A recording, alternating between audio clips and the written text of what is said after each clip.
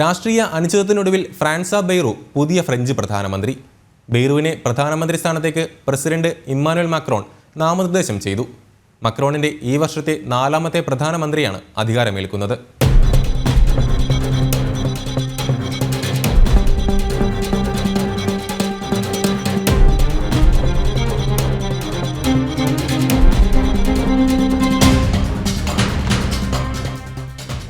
മുൻ ഫ്രഞ്ച് പ്രധാനമന്ത്രി മിഷേൽ ബാണിയറെ പുറത്താക്കി 9 ദിവസങ്ങൾക്ക് ശേഷമാണ് ഫ്രാൻസ ബെയ്റുവിനെ ഫ്രഞ്ച് പ്രധാനമന്ത്രിയായി നിയമിച്ചത്. 73കാരനായ ബെയ്റു മാക്രോണിന്റെ പാർട്ടിയുടെ സഖ്യകക്ഷിയായ ഡെമോക്രാറ്റിക് മൂവ്മെന്റ് നേതാവാണ്.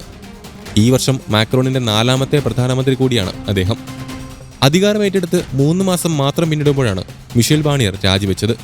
പ്രതിപക്ഷ പാർട്ടികൾ കൊണ്ടുവന്ന അവിശ്വാസ പ്രമേയം പാസ്സായതോടെയാണ് മിഷേൽ ബാണിയർ പ്രധാനമന്ത്രി പദം ഒഴിഞ്ഞത്.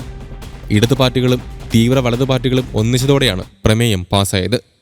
331 എംപിമാർ പ്രമേയത്തെ അനുകൂലിച്ച് വോട്ട് ചെയ്തു. ബജറ്റ് ബിൽ പാസ്സാക്കുന്നതുമായി ബന്ധപ്പെട്ട തർക്കമായിരുന്നു സംഭവങ്ങൾക്ക് ആധാരം. 1962 ശേഷം അവിശ്വാസ പ്രമേയത്തിലൂടെ ഫ്രാൻസിൽ അധികാരത്തിൽ നിന്നും പുറത്താകുന്ന ആദ്യ സർക്കാരായിരുന്നു ബാണിയറുടേത്.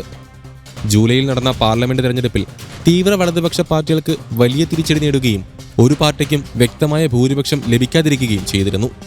2 മാസത്തോളം നീണ്ടുനിന്ന രാഷ്ട്രീയ അനിശ്ചിതത്വങ്ങൾക്കൊടുവിലാണ് എൽആർ പാർട്ടി നേതാവായ മിഷേൽ ബാണിയറെ അന്ന് മാക്രോൺ സർക്കാരുണ്ടാക്കാൻ ക്ഷണിച്ചത്.